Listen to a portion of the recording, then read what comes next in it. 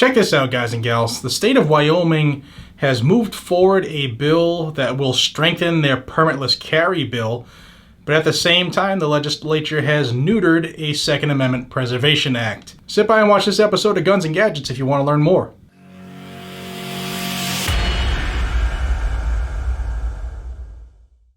Hey everybody, welcome back to Guns and Gadgets, your premier source for Second Amendment news. Today's video is sponsored by the USCCA. The U.S. Concealed Carry Association was founded to help responsibly armed Americans like you and me, and they're committed to providing life-saving self-defense resources to help you and your family be safe. When you activate your membership, you'll automatically get life-saving self-defense education, industry-leading training, plus self-defense liability insurance. Don't wait until it's too late. Click the link in the description and the pinned comment. That's uscca.com/GNG to learn more. All right, so let's go to Wyoming. This is like the tale of two cities in a way, and I'm interested to hear your opinion on this in the comments, especially when we get to the neutering of one of the bills. So the first bill we're going to talk about is House Bill 116. I'll have a link down below if you want to read the bill. I'll also have a link where you can get a hold of your state senator, figure out who they are, and get a hold of them and tell them that you want them to support this bill. What this bill does is it strengthens Wyoming's permitless carry that's already on the books by expanding it somewhat. See, in Wyoming, if you're not a resident of that state for at least 6 months, then permitless carry doesn't apply to you. And it's been that way since 2011. This new bill looks to expand that to all law-abiding adults so that visitors in the state and new residents can actually enjoy their freedom and their rights as well. So HB 116, again, link down below. I'll also have a link to your state senate in Wyoming so you can figure out who your state senator is, call them, let them know you want them to pass, you want them to vote on this so that it does pass, and that would be a good thing. Now let's talk about the Second Amendment Preservation Act that's in the other chamber, and that was not really received so well in committee. So we're talking about Senate File 0081, and what 081 was, still is, but was a really sharp-toothed Second Amendment Preservation Act, similar to the ones I've reported on here on this channel that have popped up around the country. I think we have 10 or 11 states that are considering one this year. And among other things, and I'll have a link to the original bill down below as well as the neutered bill. So if you want to read them, especially if you're a resident in Wyoming, you should probably know what's going on behind closed doors.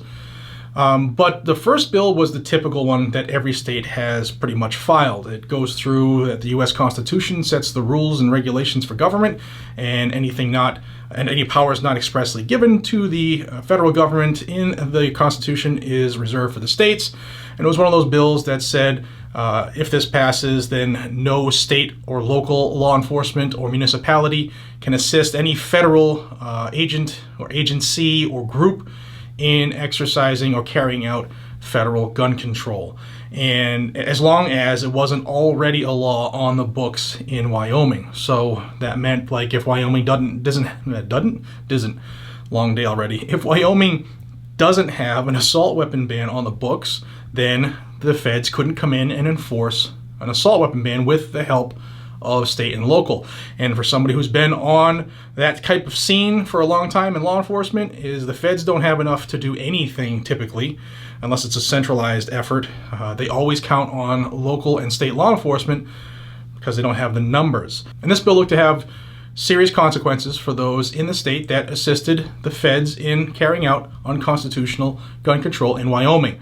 And it got to the Senate Judiciary Committee.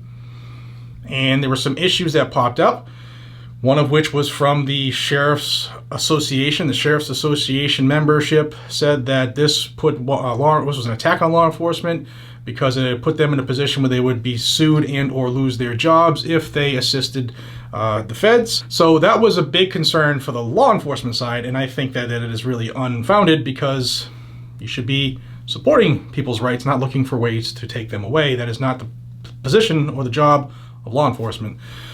But that's just my humble opinion. Now, part of the bill, the original version, I'm going to read it from the screen so I don't screw it up. It said that the government has no constitutional right to enact any federal statutes, executive orders, court orders, rules, regulations, or other actions that collect data or restrict or prohibit the manufacture, ownership, and or use of firearms, firearms accessories, or ammunition exclusively within the borders of Wyoming. And that got the ACLU all up in a tithy because they said, wait a second, you can't tell the feds that their rules and laws don't take effect at the local level. That can't happen. In fact, a quote from Linda Burt, who is the former director of the ACLU's Wyoming chapter, said, "From the inception of this country, constitutional law has been very clear on this issue. There are no states' rights to nullify federal law. The Supreme Court has repeatedly struck down these laws and will continue to. The case law is very strong as far back as 1824. The case law on shall not be infringed is pretty strong too. Well, lately, the case law sucks, but if you go back to the original documents, it's pretty clear that shall not be infringed means just what it says. But we have a lot of politicians who ignore the founding documents in order to push some other type of agenda, which has brought us to situations on why states are putting up Second Amendment Preservation Act bills. So this bill, in its original form, was sponsored by State Senator Anthony Bouchard. And State Senator Bouchard is the former director of Wyoming gun owners. So he's coming full bore trying to protect and defend the Constitution, and specifically the Second Amendment. So like I said, the bill ran into some issues in committee, and when it got to the floor for a full state Senate vote, it ran into some more issues. An amendment was submitted and eventually accepted by a vote that basically structurally changed the bill as was its original intent and put a lot of the onus on the state attorney general, and how a group of 25 residents or a group representing 25 residents could file a petition saying that this act is unconstitutional. Then the attorney general will look into it, blah, blah, blah, blah, blah. Great if you have a pro-gun attorney general who's willing to act that fast to stop this unconstitutional stuff, but if you don't, the bill didn't have the same bite, the same effect that it was intended to have. So it was changed structurally, excuse the dog. Shut up! So like I said, it was changed structurally so much that Bouchard, the author, the sponsor of the bill, didn't even vote for it on the floor for a full vote. That's how much it had changed and how much he was pissed off about it. So you have Wyoming, a tale of two sides of the coin, basically. You have them pushing to increase the abilities of people to carry without a permit over in the House, and in the Senate, they kind of chipped away at a bill's original intent and its original bite to make it a little more palatable, I guess, from what they're saying. But what do you think? Again, I'll have a link to the state Senate and the House, so you can figure out who your legislators are. You can contact them. I'll have a link to House Bill 116. You want that to pass? I'll have a link to the original and the new versions of Senate File 81. Take a peek at it, especially if you're a resident. Let me know what you think. And it's interesting.